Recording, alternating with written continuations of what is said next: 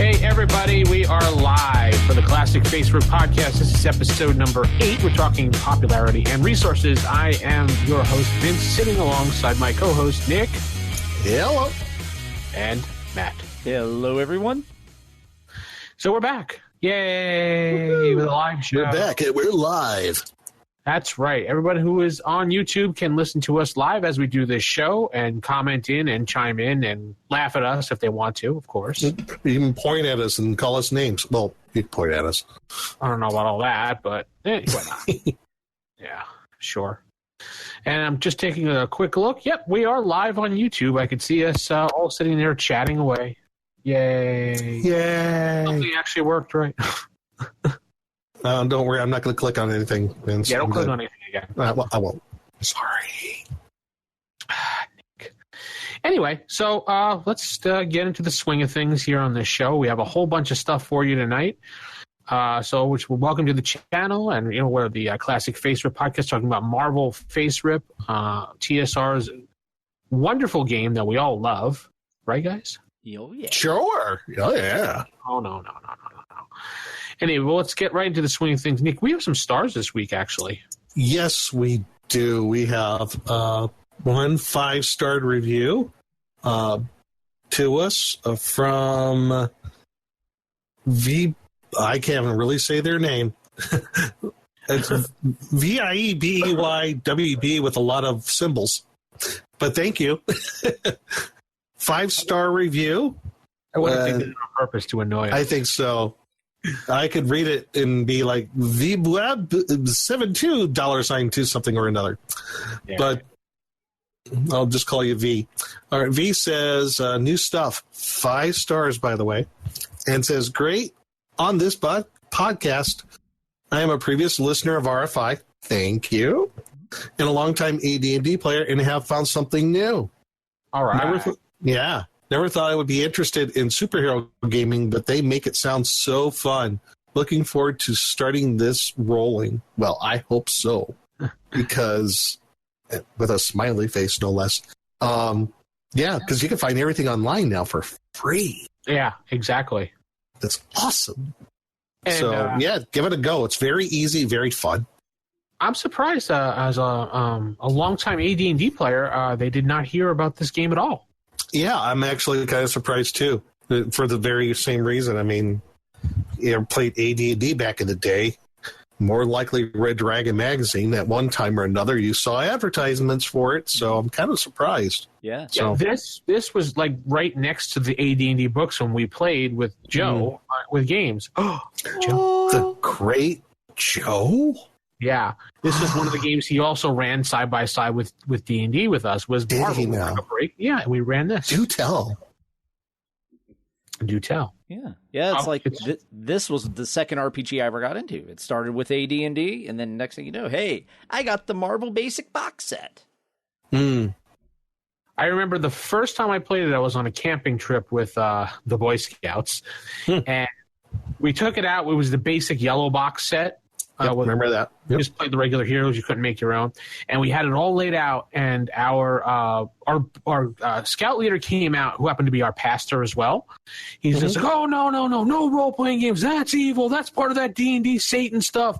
Out, I cast you. We were like, whoa, it's just a Marvel role-playing game. Look, superheroes. There's Spider-Man, friendly just like, neighborhood Spider-Man. No.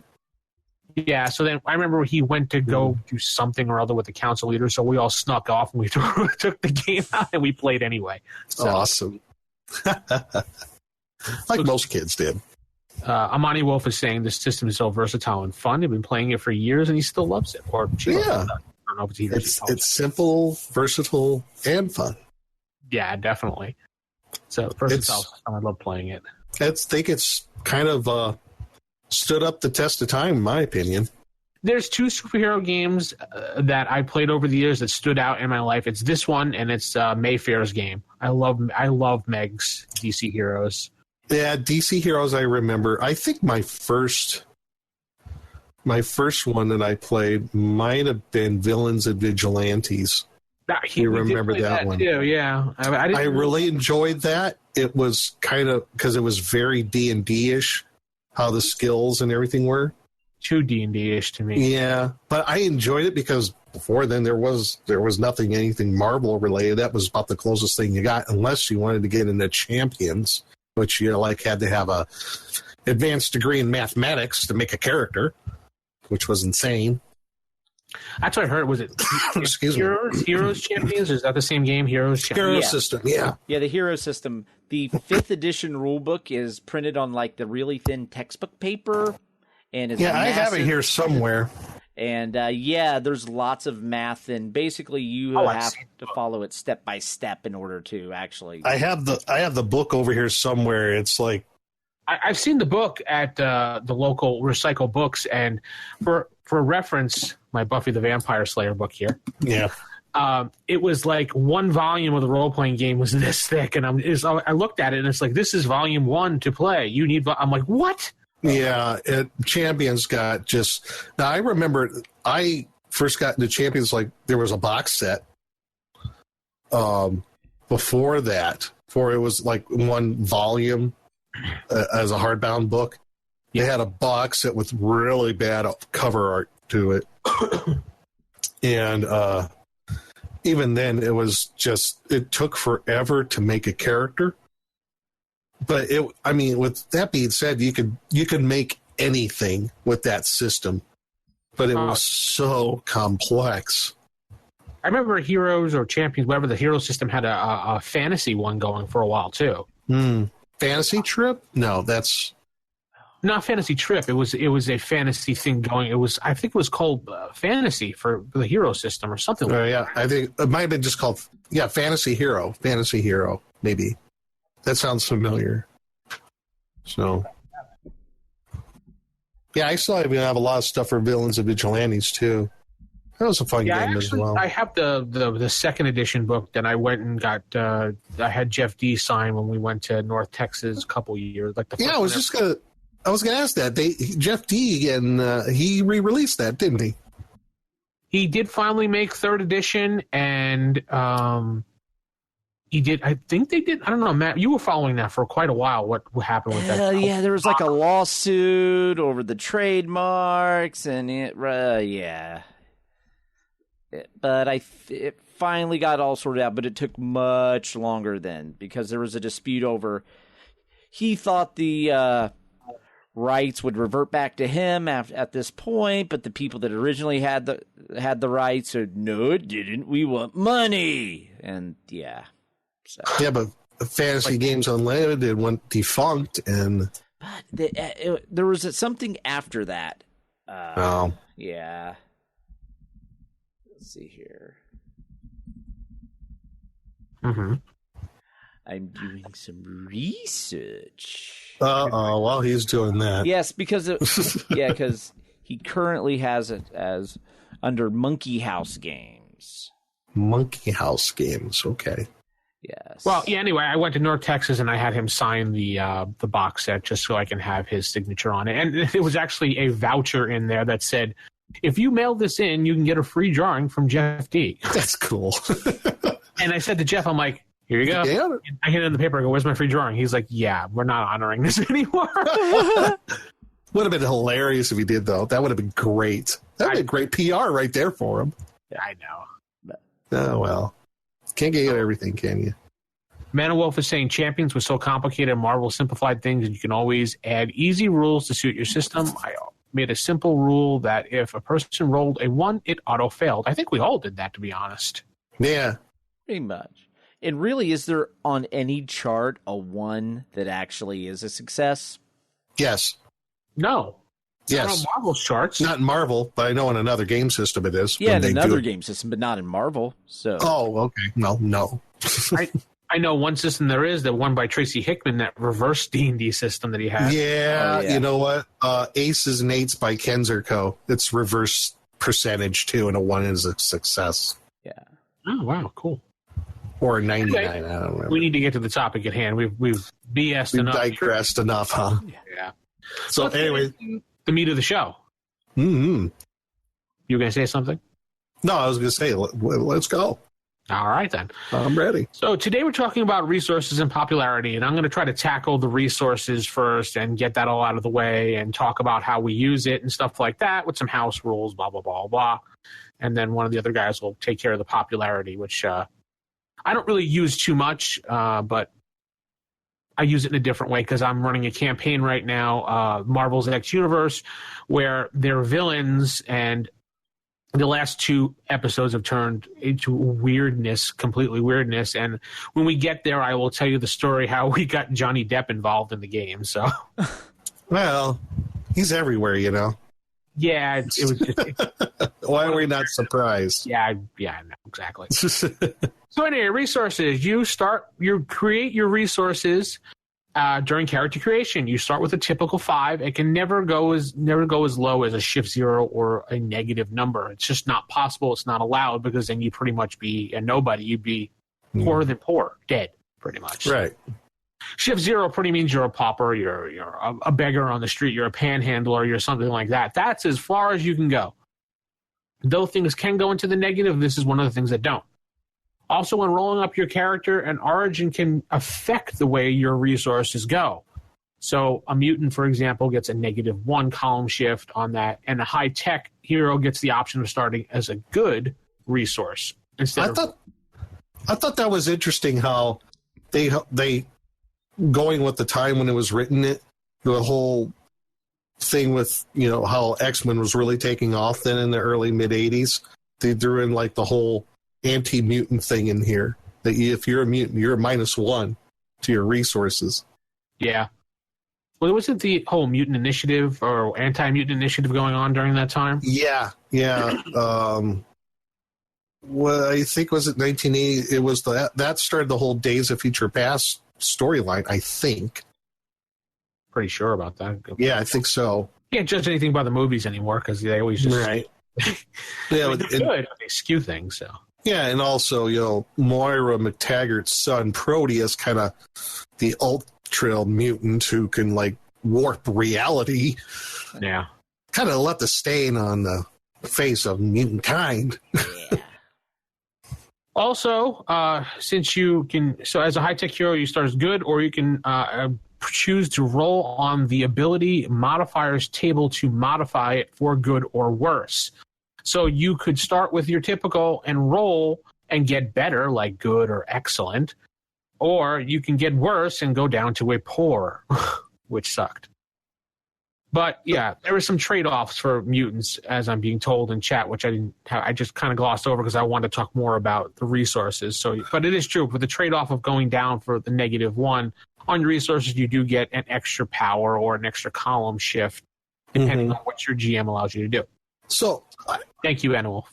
So I got like a question for you on this. When it comes to resources, how would you like, say for example, somebody who was doing like a minimum wage job, like they're working at a pizza joint delivering pizzas, versus like someone who's the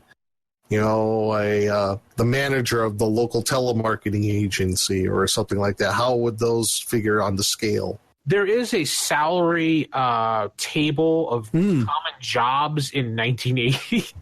Really? Yeah, of salaries of individuals that you can look at to base the salaries off of.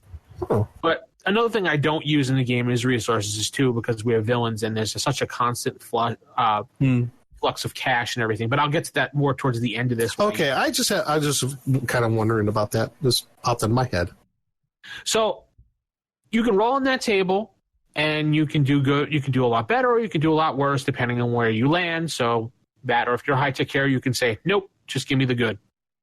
So you can also reduce your resources by 2 ranks and get an extra power if you want, which a lot of people don't realize that you can do that. You can also reduce it by 1 rank to get an extra talent and or contact if you want. You can also do the reverse of those things too, by giving up a power, boosting up your resources by 2 ranks, giving up a talent, giving up a contact as well to boost that up as well. But that's not something you normally want to tell the players, so you kind of just let them figure it out. And if they suggest it, you say, sure, you can do that. Here's your 2 ranks. There's trade-offs. I mean, you have a power or a talent. It's like, you know what, my my resources are like poor.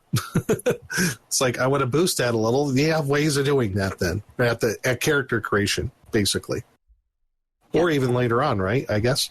Well, yeah, you can. You can. I'm laughing at the chat because someone said they're making fun of my because I said hobo. So, and you could be a king hobo. Yeah, that would be awesome. Yes. Yeah, this is during character creation only. Yes, you can raise it during gameplay, which is the next section here. During gameplay, after various sessions, the GM can adjust resources with column shifts up or down at any time they see fit, as long as it fits in the story with a good reason. Maybe your GM likes to play out the daily mundane of your life and weaves in things like appointments and gives your characters assignment based on his job and things like that. And you fail to keep these things because he's throwing things at you and your superhero is doing this and that. You miss an appointment. You do that, but your resources drop for the week because you didn't meet the requirements of what's your job. Mm-hmm. Which, if you think about it, in the real world, if you didn't meet the requirements of your job, you would just be fired. You wouldn't just get a reduction in your salary because they don't do that. But probably get fired or you blame somebody else for it. Yeah, or you just say you have a drinking problem and everything goes away. Because I have a drink. Yeah, I have a drinking problem. Yeah, that used to be when I worked in the union in Connecticut. They had a union there, and everyone, the foreman used to say, if you see me, the superintendent, and HR walking towards you, immediately raise your hands and say, I have a drinking problem. Apparently, that's the way to get out of it. I am an alcoholic. God. Leroy's in chat, and he's saying he's never played the game before and he's glad we're discussing it and helping him decide if he wants to find a copy. You can always go to classicmarvelforever.com. Yep, everything's for free out there. For free, legal, guilt-free. That's right. Anyway, right. And Peter Parker did have poor resources, just to let you know. It's being pointed out in the chat here. I forgot to read that one off. He was working with Jameson at the Bugle, right? Well, you have to think about it. Peter Parker, I believe, was a contract per picture consultant. He was from freelancer. So basically, that's poor resources for sure. Especially when the only freelance work is taking selfies and selling them to a newspaper. Yeah. So, but what if like Peter Parker had another job on the side, like maybe he was working at a pizza joint? Could you combine both of those to make one like resource level? Yeah, you can do whatever you want. Right. Okay. Right. It's like, think of Daredevil's resources. Sorry. By day, he's a lawyer. Not a very high-paid one, but he's I'm Sal Goldstein. Yeah. Okay. Well, with that said, maybe you've done some amazing things in gameplay with your character or invented something that could change things for the better of your job. You can be rewarded with a raise, just like a regular job. Or won the lottery. Those really aren't things that are taken into account in the game, but yeah, you probably could do that. Yes. I don't know how you would do that, but I'm sure there's buy a lottery ticket. Yeah, $1 in a dream, right? Right. That's right. Oh, yeah. So basically, there's no reason any character shouldn't just spend the feeble skill check, resource check, to get that lottery ticket on the off chance. Because unlike in real life, the little things like that don't add up in this game.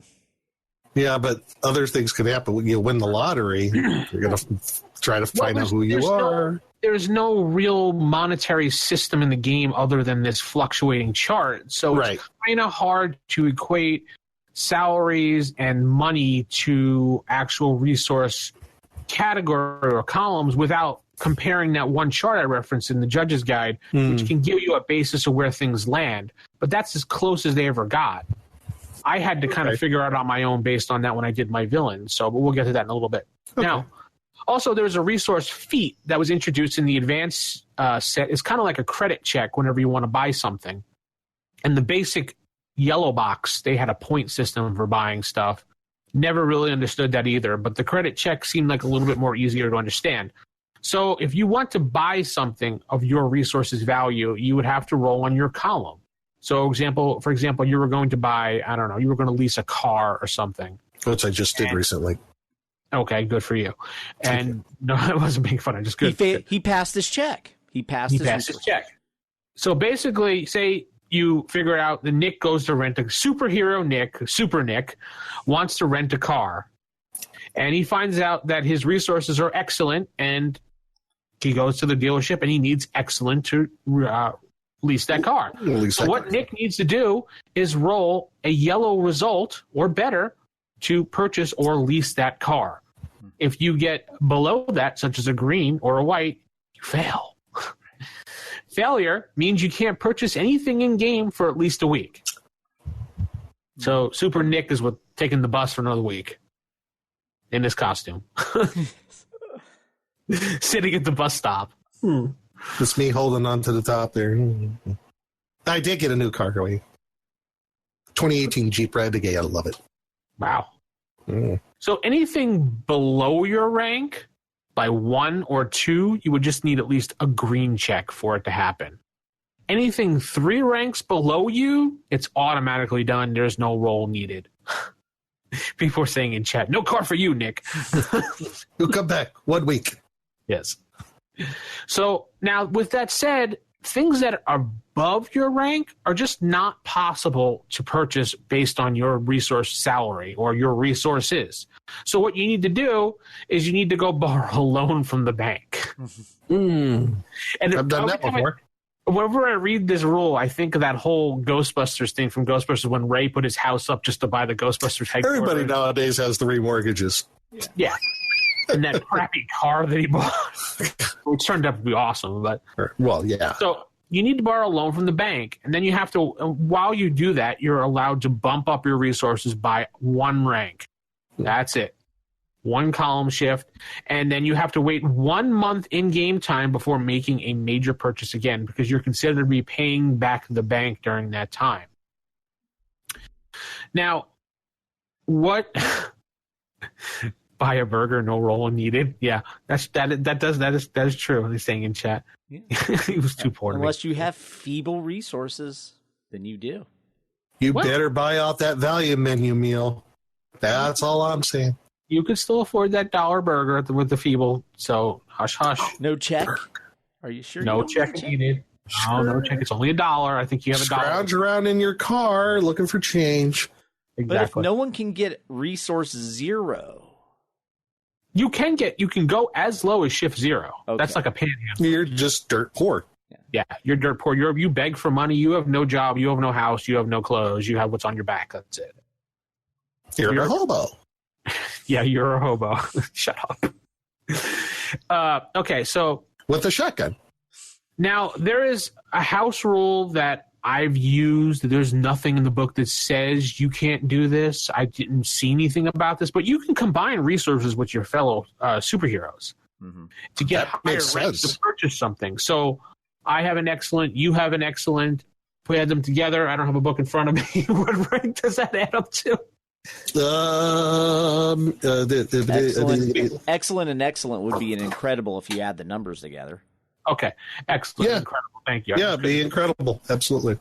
So then you would have incredible because you combine resources. Can you do that with multiple people? Sure, why not? It's like an investment group. Why not? It's like when everybody goes in and tries to buy a pizza, right? Everybody kicks in a few bucks. Hey, we got the pizza. Same sort of thing, right? You're pulling your resources.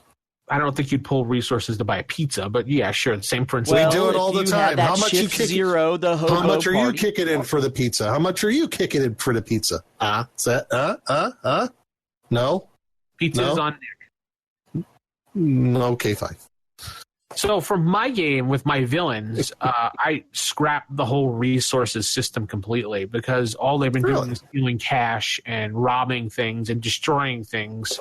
So I just use dollar amounts and salaries. So one of the players' characters no longer has a job. He was working for the Toyota plant. And now that he was a villain and he got captured by the Sentinel services and then captured by S.H.I.E.L.D., he no longer has a job at the Toyota factory. So his resources income is tactically 0. He's a terrible villain. But they have exactly, I think it was $1.5 million in cash sitting around their base. $1.5 million. Yes, and it's in our terms, not 1982 terms, because we're playing current day. Right. It takes place in Dallas current day. not 1982 Dallas, which would be weird. But because you'd have to find out who shot JR. Where's the disconnect Nick button? We need one of those for this podcast, apparently, too. No. But if they were going to build something or fund a project, I will use the resources for that. I will take what dollar amounts they need based off that chart that he has. He has a job in prison, yeah. Shut up. His job is making prison shanks. I don't think that's what he meant, but nice try. Oh, that job. Anyway, Andy Dufresne. I equate if they have to because one of the players is having his character invent things, so I have to figure out, backtrack to how his resources will come out based on the cash they have at hand to build the project that they want to build. So I have to look at the salaries and check and back and forth and figure out based on the last episode, which we talked about building gadgets, that method right there. And he's able to, Sir Shank a lot. He's able to build the thing. Right now, he's currently building a robot or an AI to build stuff for him because a couple of sessions his character was stuck in the lab while the other players and characters out there destroyed everything, and he was just kind of sitting there fiddling around with gadgets, and he had nothing to do. So I suggested to him to read the rules on designing up a AI and then tell me if he liked that. That way he can have the AI sit in there and build stuff while he's out causing chaos and having fun with the rest of the group, which he liked. So he's doing that right now, and we have to figure out how he's going to build that robot, and that should be soon. But actually, as of right now, his character might be dead because we left it off on a major cliffhanger. We're going to find out this week if he is dead. We actually ended the session as we were about to roll the crushing blow on him. Because all of this money is being tracked and laundered by the new supervillain, the bureaucrat. Actually, he is the bureaucrat one. So the one you need to make that villain. You know that. Well, he wanted to do the Ponzi schemes and everything. I was just like, oh, that's him. Oh. Yeah, Ponzi scheme guy. Well, for the rest of the group, though, once the automaton is made, at that point, they don't need him. Yeah, they'll just make the weapons, and they could just start a little side gig of being supervillain weapons dealers. Well, what he wound up doing was in the episode, like AIM Industries. What he wound up doing was when everybody was captured by S.H.I.E.L.D. at the time, he happened to not be captured by S.H.I.E.L.D. So he worked on the AI, and since he kind of botched it a little bit, the AI self-evolved itself. Oh, no, he Ultroned it. I made it so that the AI became its own, Ultron pretty much, and it became this whole thing, Destiny. And this feels weird.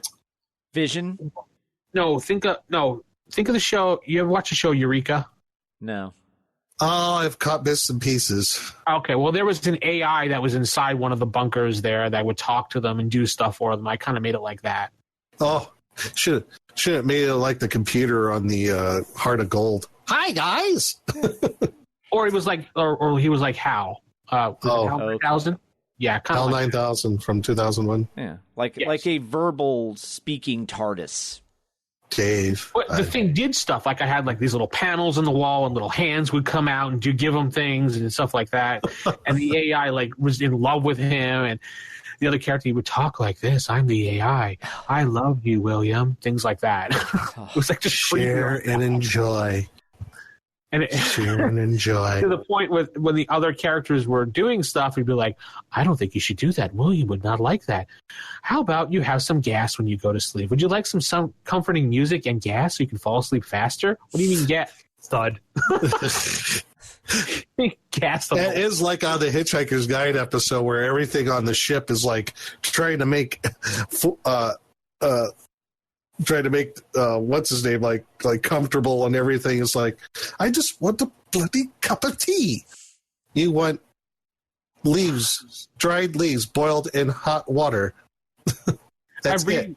I'm reading the chat, and people are talking. Eureka's a great show. You definitely watch Eureka if you haven't watched it, by the way. It's a great show. People are talking about Doc Ock and how he would borrow, in quotes, the money that he needed. Yeah. And then he wrote,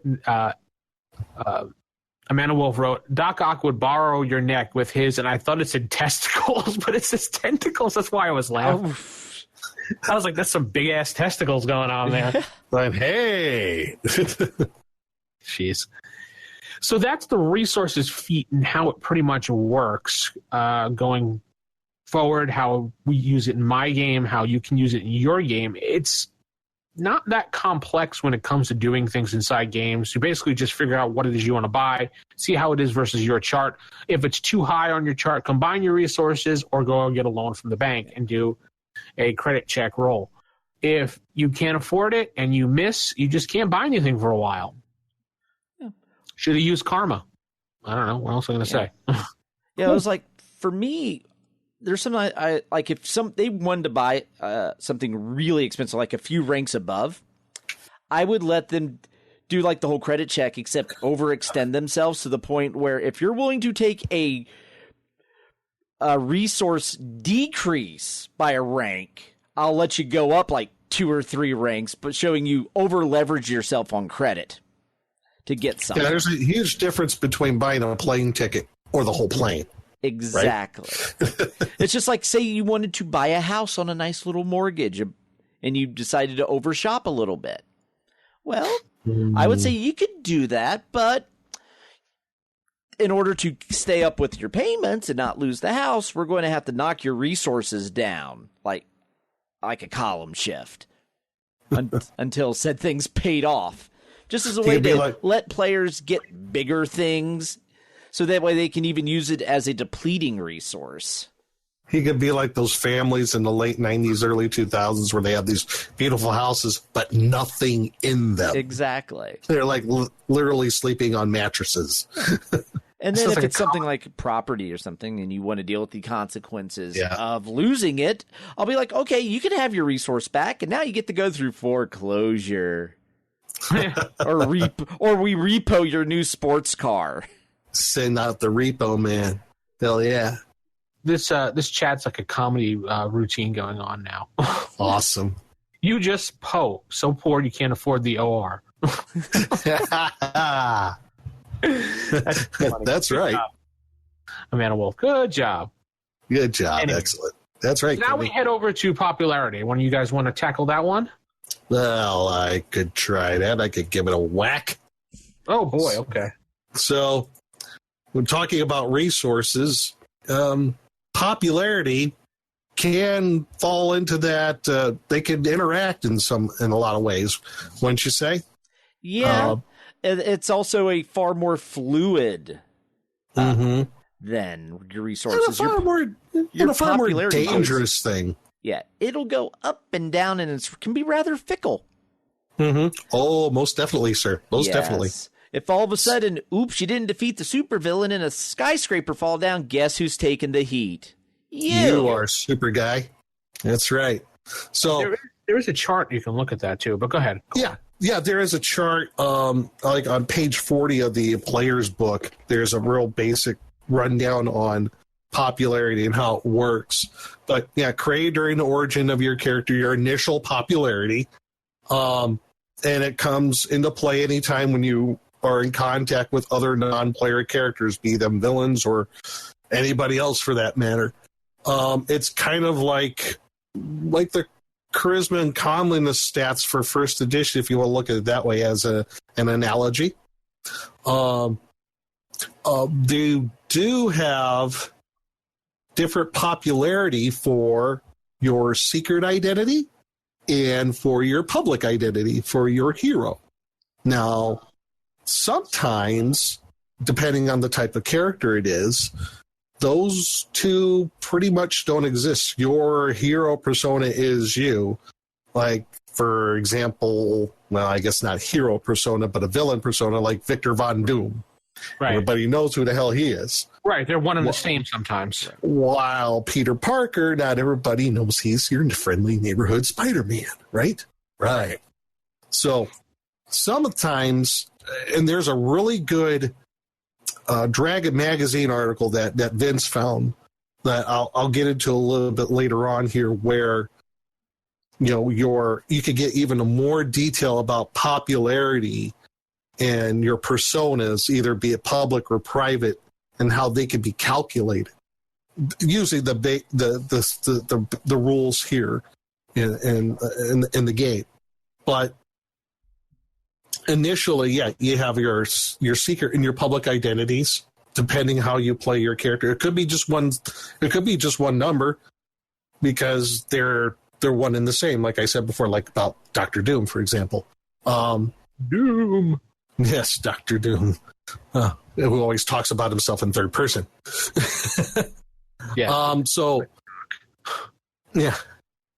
So it's a rank, just like anything else. Like, for example, I could use this the book here as far as superheroes. I believe, like, Mr. Fantastic, if I remember, if I look in the book here, or I'll take any character for that matter.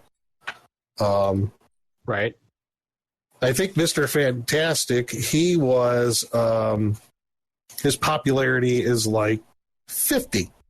Yeah, popularity 50. If you look on the chart, that's equivalent to amazing. So everybody knows Reed Richard, and it's one number stat. Right. Okay? Because everybody knows Reed Richard is Mr. Fantastic. Versus somebody like, if I flip the page here, if I can find them, the Hulk, Bruce Banner is the Hulk, but as Bruce Banner, his popularity is -10.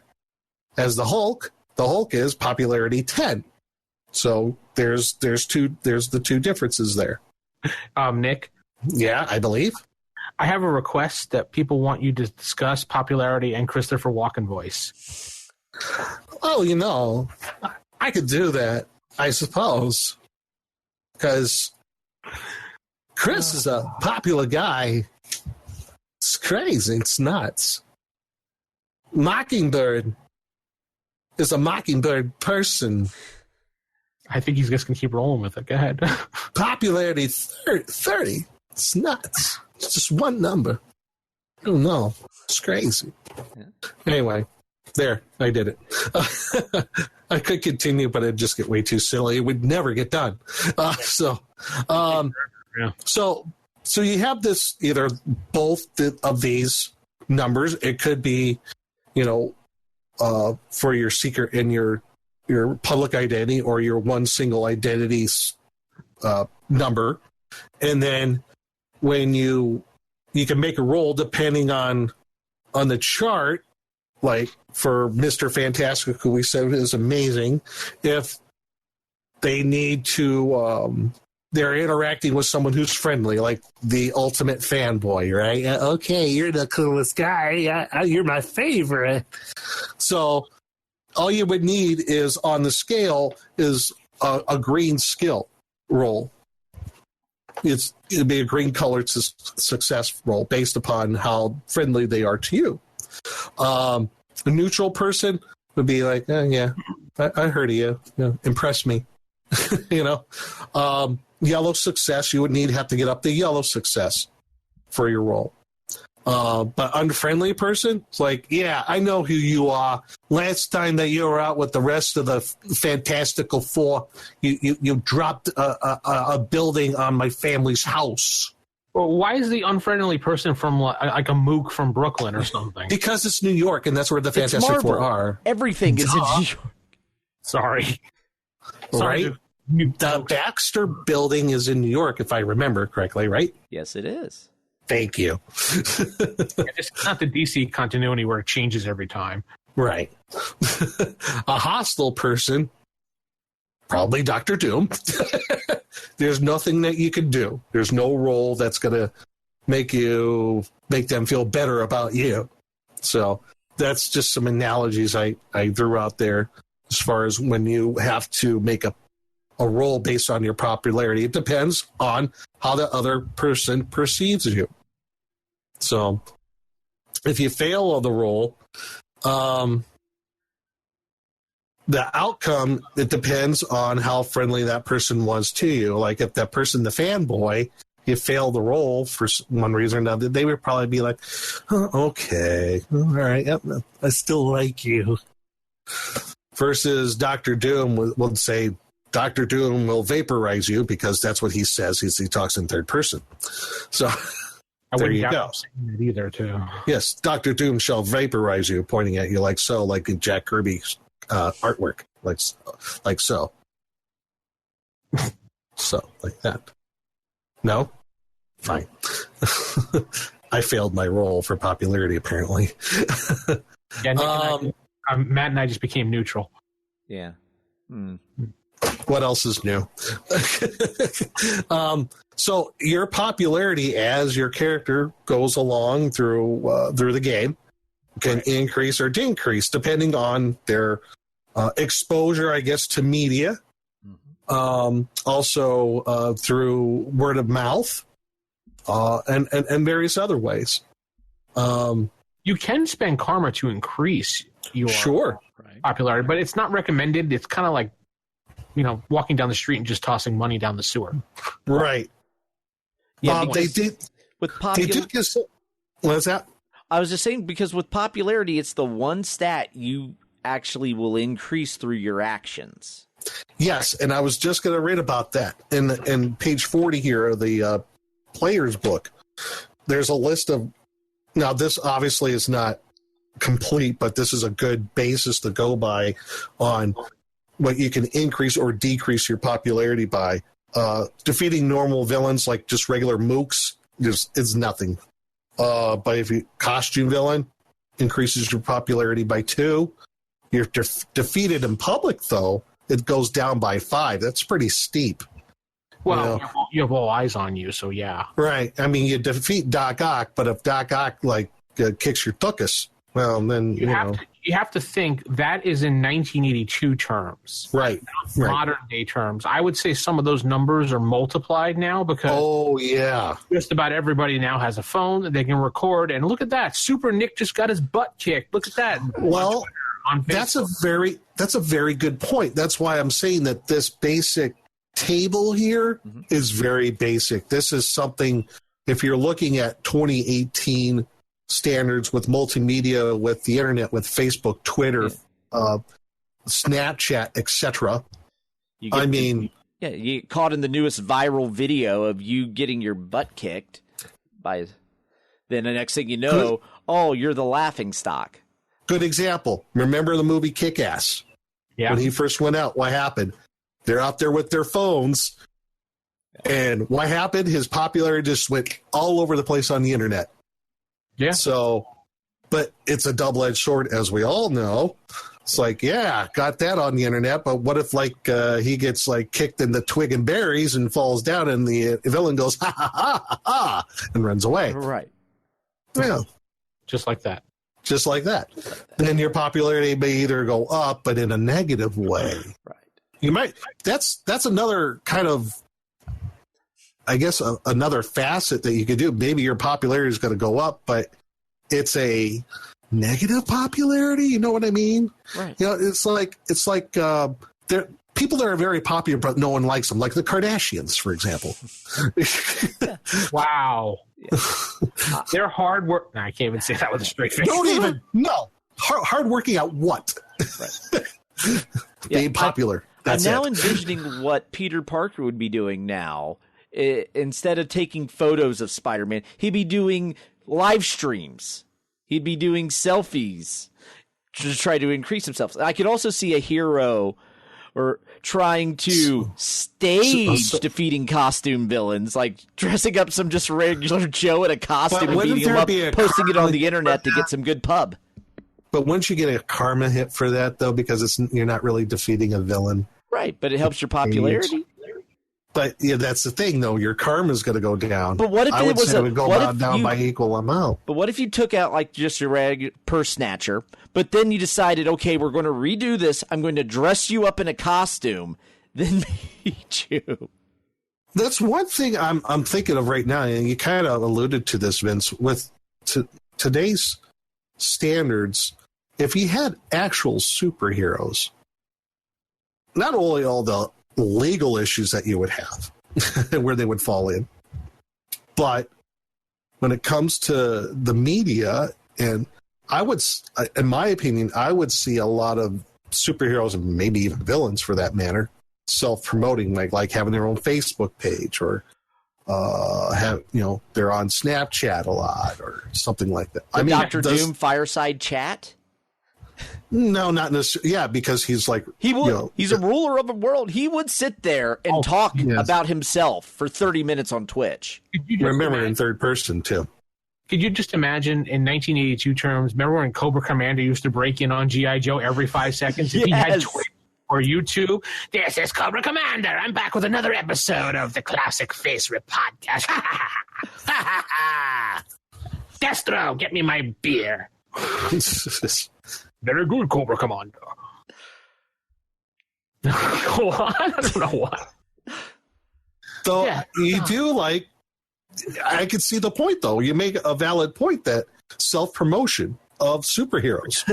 Because that's kind of funny. They never really touch on that, like on the current Marvel Cinematic Universe, do they? Well, kind of. Not really. Because not really. Most of the villains that do that are they're good guys to the public, but really behind the scenes they're a villain. There's not really. Does Iron Man have his own website in the Marvel Cinematic Universe? That's what I'm asking. Yes, it's called IronMan.com. You just made that up. I know I did. But I think those are whole other like avenues when it comes to popularity. If you're playing modern day, you do see a lot of that on Agents of S.H.I.E.L.D. though, repercussions with the. Oh, I didn't know that. Yeah, they've done a lot of things on Agents of S.H.I.E.L.D. regarding news and stuff like that. What happening? What they're currently doing.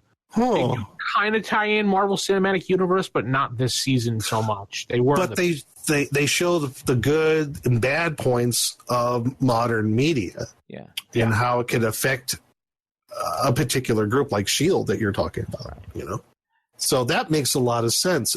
That's just another thing to think about. Like, this by 1980s standards is great.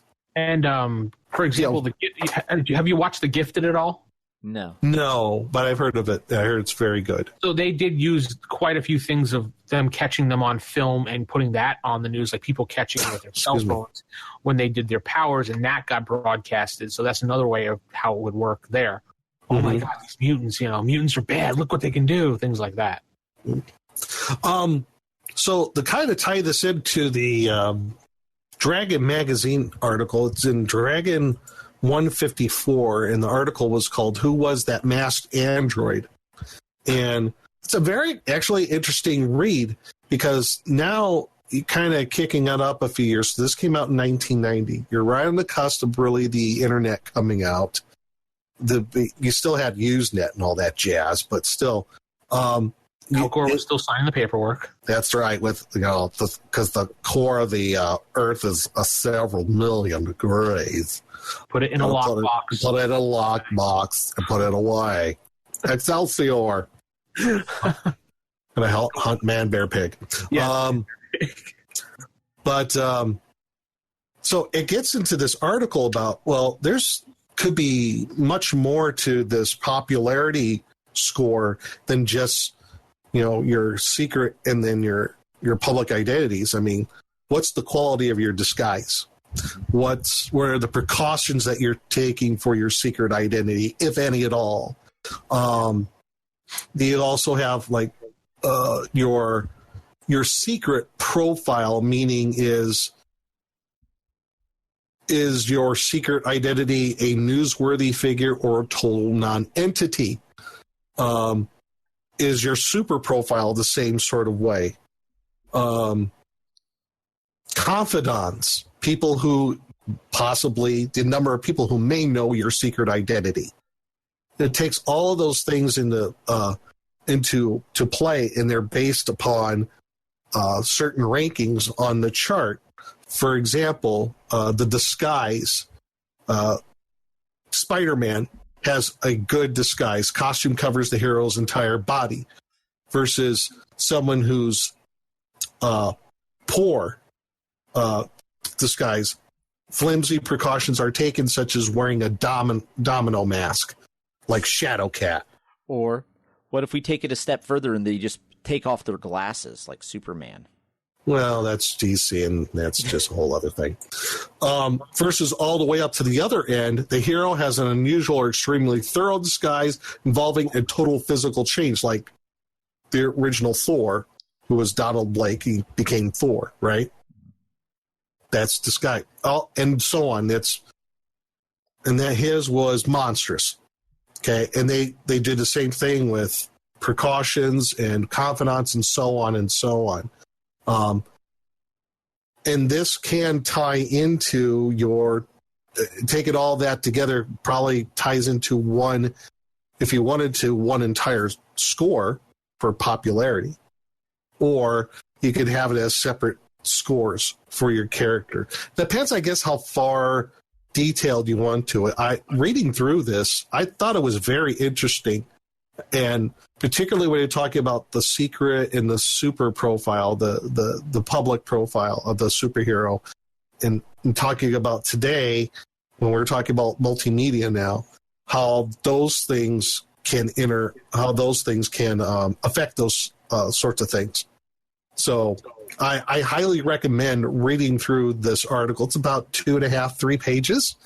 It's Dragon Magazine 154. So basically it takes those little things I talked about, secret profile, confidant, super profile, and breaks it down into examples of like where they would rank on the rankings chart and how you could use this in your game. It's I think I would use this if I was running a superhero game based modern day, because just the whole idea of like, well, everything internet and instant messaging and everything, how that could affect a superhero in so many different ways, either positive or negative.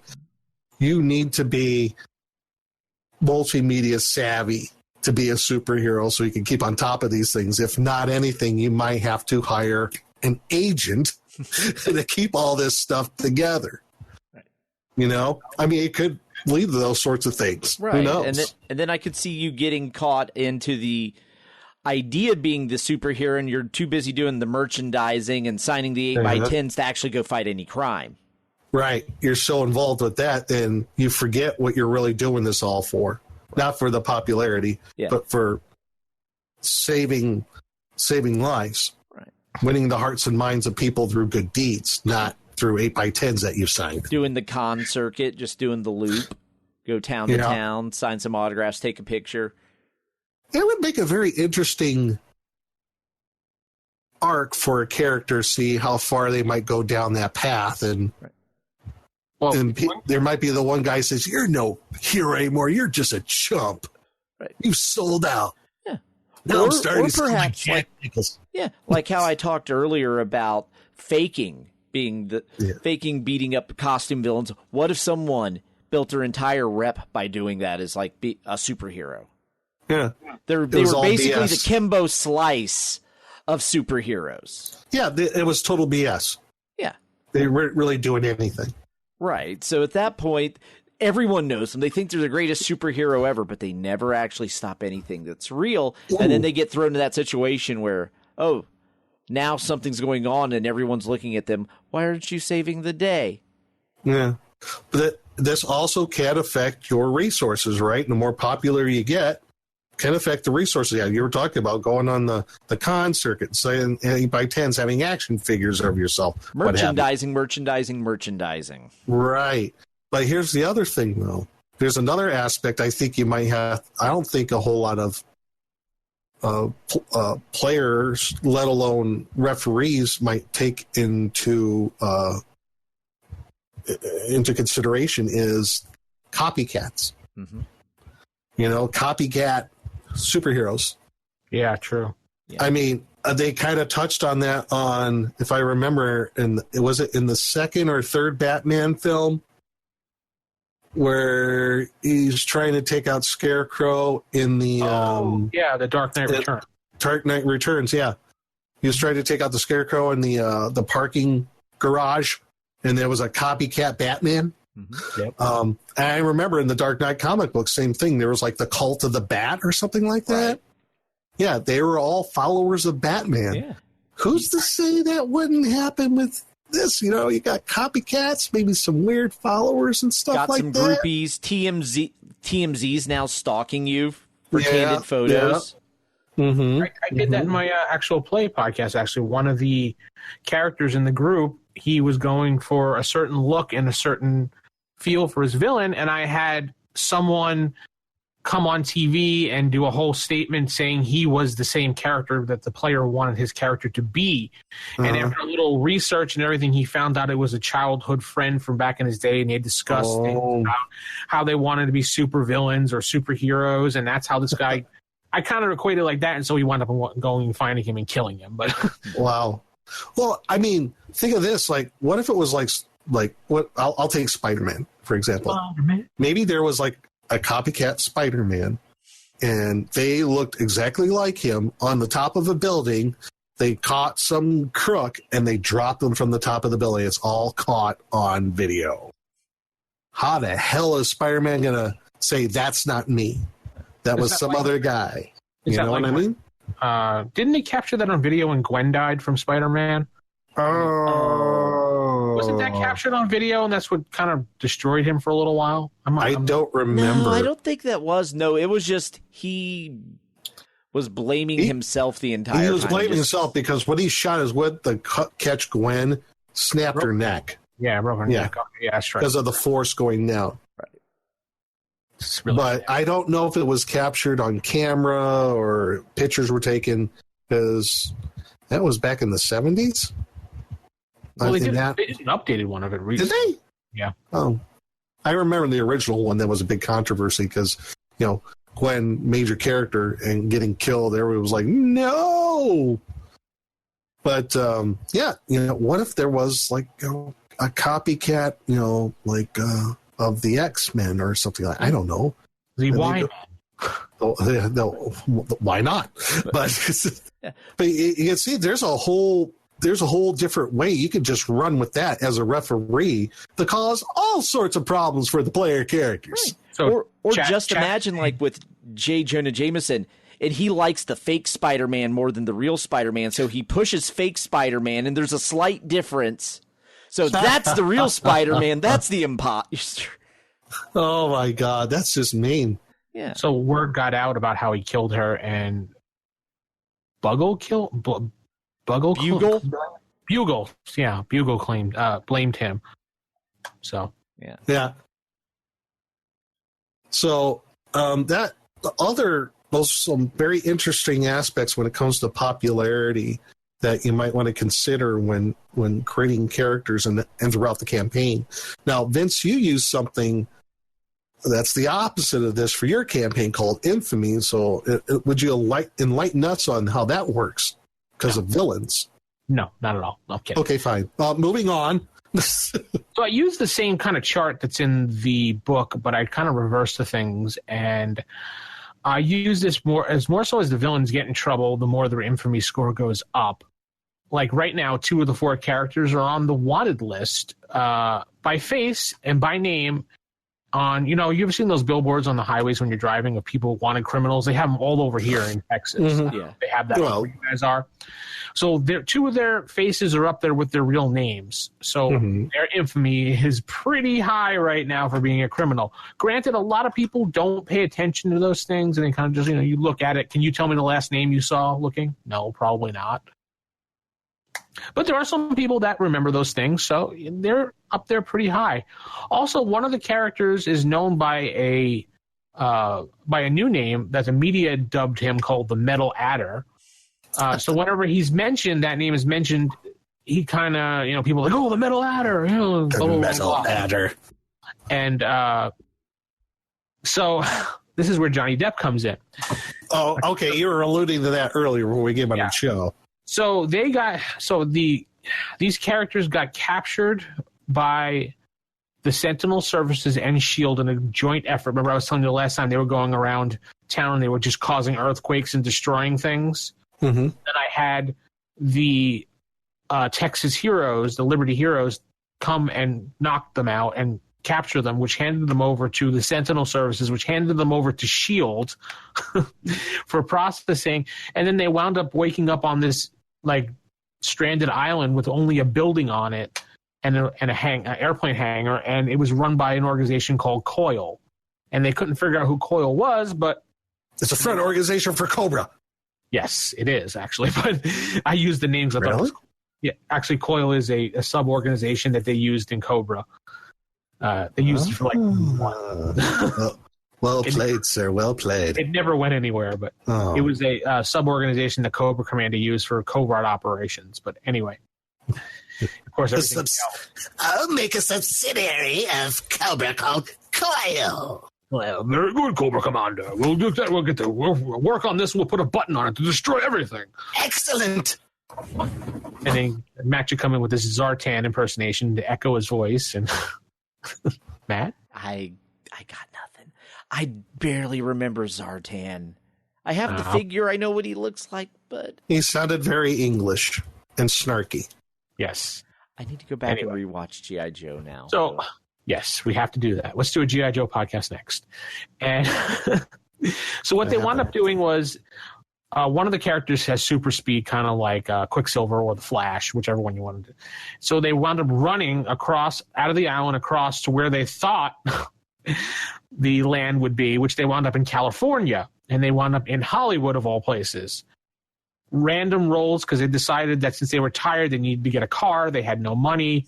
They had no way of communicating with anybody because they had no phones, no equipment, nothing. They're like, well, we're going to jack a car. They're like, I'm like, okay, what type of car? He's like, well, one of the players like, well, I'm going to jack a really good car. So I said, what the hell? I rolled for a percentage chance that it was going to be a celebrity. And I rolled a 99. So I said, okay, it's a Viper. And they're like, awesome.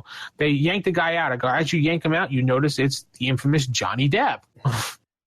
So they wound up kidnapping Johnny Depp as they had a road trip back to Dallas.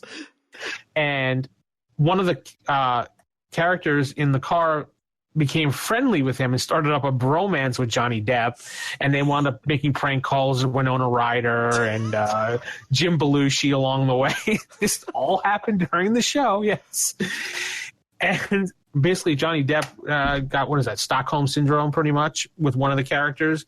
And they became best friends, and they wound up going to main event together to do bowling. And Nick just left again. Poof. Oh, the show. Did he get kidnapped by some villains? Possibly. Well, we have some technical difficulties because Nick left. Yeah, anyway. So I'll just move to this side here. Matt, you move to your left. There you go.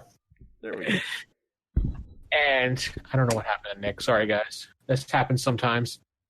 But anyway, 3 of the 4 characters. So Johnny Depp. They have Stockholm soon. They went bowling with Johnny Depp, and it's a whole thing with him now. And now Johnny Depp tweeted out one of the characters' names, and it was really funny. So now one of the characters' names is known in Twitterverse as Johnny Depp's friend. So nice. I could even see at some point that character getting like an invite to be like a walk-on in one of his movies or something, even though he's a villain. Hey, he could have a whole new budding career in Hollywood. Give up the life of crime. All right, well, let's head over to some emails. All right. Yes, and emails we do have. And if you want to send us an email, write us at bullpen@classicfaserip.com. Bullpen@classicfaserip.com is where you could write to us.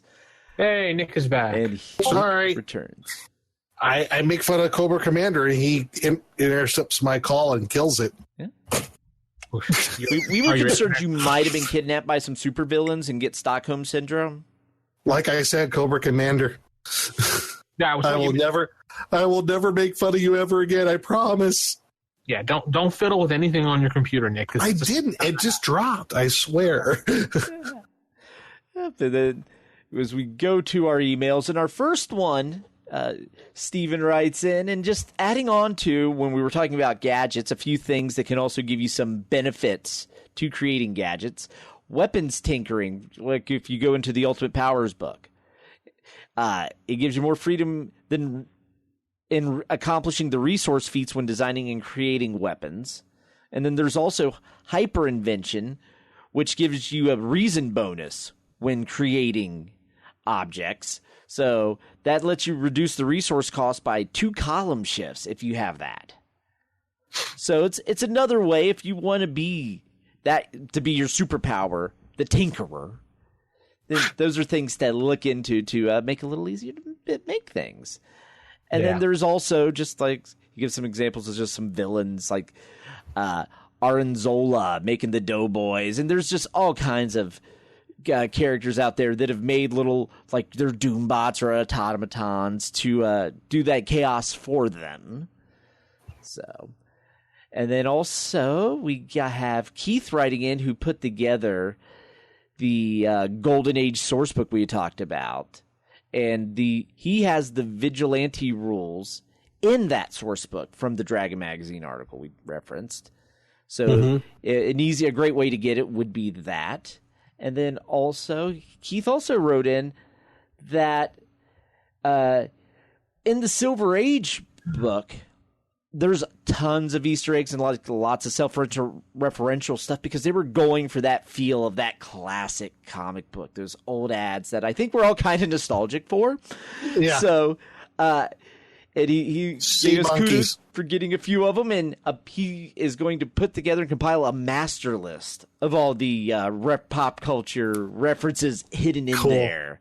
So it'll be to see what we can find and also what we missed. So because those were great. Yeah, they were. Yeah, so, and those are our emails for the week. So, yeah, send us more. Bullpen at classicfaserip.com. RFI staff at Gmail. Oh, wrong show. Sorry. Wrong show. Wrong show, but that's okay. Yeah. Also, head over to iTunes. Give us a review if you have not already. We'd appreciate it because every review pushes us up on the charts, and we want people to know more about this game and listen and join in on the fun and download the books because they are absolutely free. Free. I want to hear Nick do an impression of Snake Eyes. Sure, Nick, go ahead. Snake Eyes? Okay. I think Matt just did it. There you go. Oh, was that good? Yeah, it's perfect. Good. Anyway, head over to iTunes, give us a 5-star review if you don't mind. We'll read it on the air like we did at the top of the show. People want us to do a G.I. Joe show. Absolutely. I would love to do a G.I. Joe show. Yeah. I don't think my co-host would do a G.I. Joe show, though. But I would. All right, Nick, you're in. G.I. Joe and Transformers? Yeah. Hell yeah. We'll do the 80s Saturday morning cartoon podcast. Hit them all. Don't tempt me because I will set that up in a heartbeat, dude.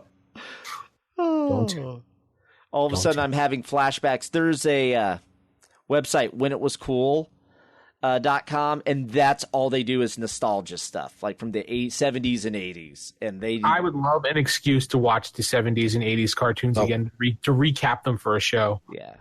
Yeah, they're also the website that's reading the Marvel comics in order.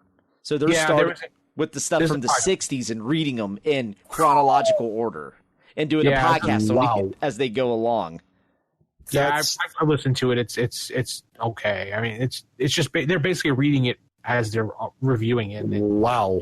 Kind of gets they're doing a good job with what they have, and it's a little bit dull in the beginning. So yeah, it's very much for the nostalgia kick. If you just want to I remember that. That's really what the podcast is great for. It's like, oh, I remember that.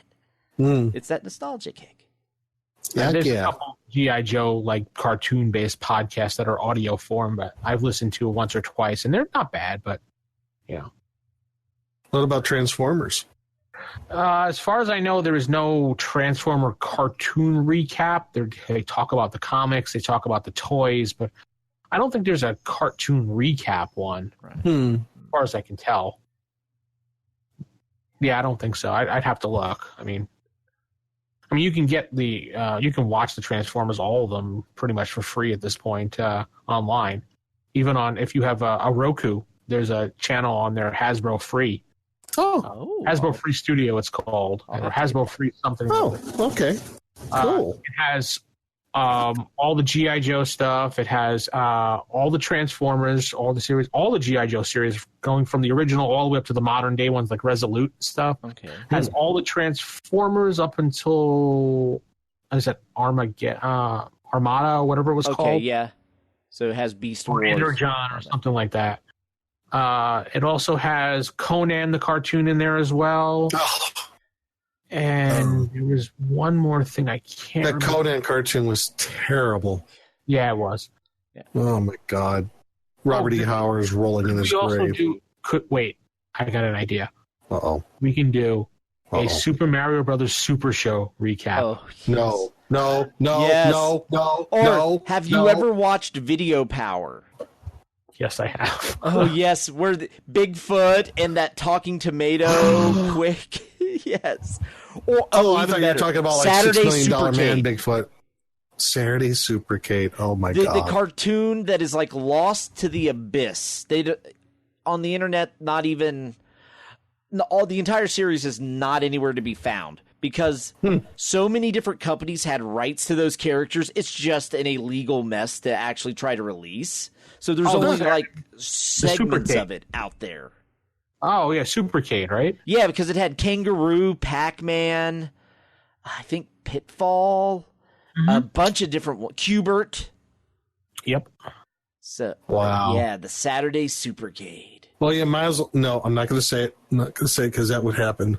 G.I. Joe Resolute is an adult. It has gone adult and serious. Yeah, I agree. I mean, I was going to say there's remember the original WWF cartoon show? Oh, yeah, Hulk Hogan's Rockin' Wrestling. Yep. We're doing it. That's it. We nailed it. We're doing that one. Yeah. You should have said anything. And if we wanted to go the comic book route, there's always the Atari Force comic. Atari Force. Oh, my gosh. Yep. Wow. I picked up pretty much a complete run of it for like $1 an issue at the comic book shop. Those are hard to come by because most of those came with the cartridges. There was a standalone comic that was like 20-some issues in addition to the ones that came in the games.